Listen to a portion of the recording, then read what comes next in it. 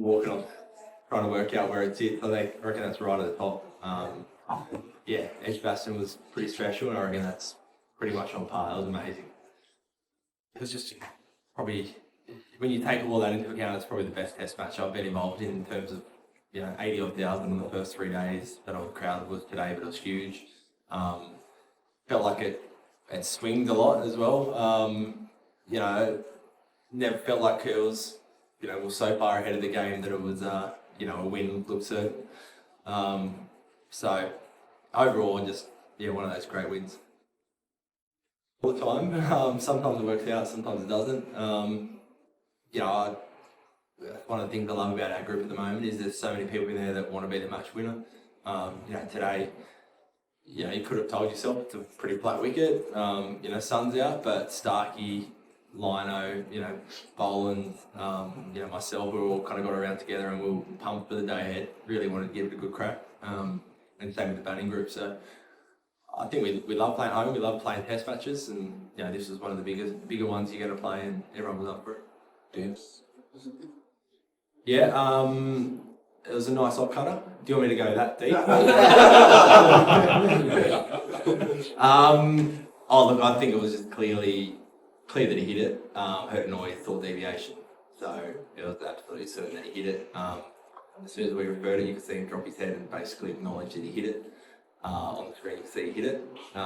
Ultra edge, I don't think anyone has complete confidence in, and didn't really show much, but fortunately there's enough other evidence to show it was clearly out. Yeah, a bit of all that, to be honest. I thought the wicket was pretty good. You saw our tail back reasonably comfortably on it. So I felt like we needed at least 300.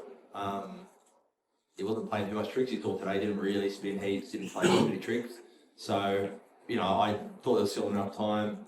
We got 91 overs. That gives us, gave us 12 overs or 11 overs with the new ball, potentially second new ball today. So I felt like there was enough time. And also felt like, the way it played out, we had a good first session, and it kind of took the win out of the equation for them. Then we could really go in for the attack with plenty of catches and didn't have to worry about the runs as much. At the time, that was pivotal. Oh, the Darky one? Yeah, I thought it was really close. Darky really liked it. Kez thought it was a very good chance of hitting a lot of leg stump. So on first look I thought out, and then must have been close. Must have been millimetres. The recognition of, I think every fast bowler knows that the first ball of a spell, when you're a bit sore, it always hurts a little bit more. So, I'm pretty confident he'll be fine. We'll reassess in a couple of days, but he's managing a couple of sore bits, or I think mainly one sore bit, looked like on his ribs or something. But he's a warrior. He gets through. His pace didn't drop off. He never even contemplated not being an option to bowl.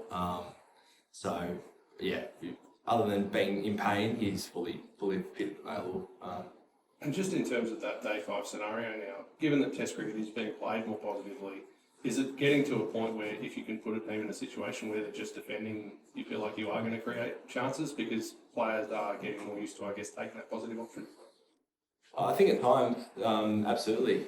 The really positive players, they're at their best when they're putting pressure back on the bowlers and playing their shots. So if you take them away from their natural game, absolutely, you feel like you have more chances. And obviously, the more times you're getting people defending and you've got ability to have helmets around the bat and extra catches in, you feel like you're in the game.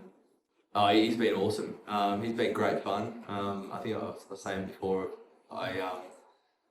I've always felt like one of the younger guys in the team, and then seeing Sammy as a 19-year-old cheering up the crowd, I feel quite old. He was unreal. I think the bravery that he showed on day one as well, and I think there's a bit of process behind that as well. I could hang around here and probably wait for, to nick a ball to the slip, or I can try and put some pressure back on the bowler and take the game on. And he's got that no fear kind of mindset, which is amazing, and hope he keeps on to that. I really love what he's brought to the team. Takes the game on, revs up the crowd, doesn't shy away from any contest. So he's had a great week. He's obviously a really good bowler in great form. He's been their most influential player. He's made it difficult for us at times. You know, I thought all their bowlers bowled really well yesterday. Again, I don't think the pitch was doing too much, but they made it really tough for us. And toiled hard, so I thought, yeah, they all bowled quite well. You know, he in particular poses the biggest threat, so his finger's so hot he's got to put it in a cup of ice. Yeah, that's what it is. That's not with the running joke. When the Gabriel somebody got a wicket as well, and just goes straight to the fridge, grabs a bucket of ice, puts his finger in, just walks in front of Lino, just like that. It's very funny. So that's what it would have been, nothing else. In terms of the shot, you know, similar to the first innings, you have a couple of catches out there, you never quite know what he's going to do, so, yeah. Yeah, I'd agree. I think, you know, it wasn't just the runs he scored, it's the way he scored them. You know, Uzi looked really fluent down the other end as well. They're rotating the strike, which doesn't always happen. You can get stuck down there. And then, you know, I think you see everyone else be out there and start being proactive. And, so, you know, absolutely, I think he set up that first morning for us, probably that whole day, that whole innings. It was tough, you know, we chose to bat, but day one, MCG always does something. And, yeah, kind of taking on their main guys. I think, as you said, everyone walked out there with a bit more intent, which is what we kind of asked of all the guys leading into the test match. To be honest, I reckon that first session today was close to perfection from a bowling point of view. I thought we were, you know, excellent. All the guys didn't really give any bad balls away, so I don't know what their plan was going to be, but honestly, I don't think we really gave them a chance to fight back at us too much. So, yeah, I mean, you know, it's a short turnaround, so yeah, I think we'll definitely savour this one. You work so hard over 5 days to win a test match like this, and I'm sure there'll be a lot of sitting around tonight, and a couple of boys might have a beer, some others might not have, you know, water and some protein shakes and an early night, but we'll save this for a couple of hours at least, and then it'll be recovery for the next few days. I'm sure the batters will have a hit. The bowlers, I dare say, will be very light on, and then you gear up again for the last test of the summer. So mix of happiness and rest, I reckon, for the next 3 days.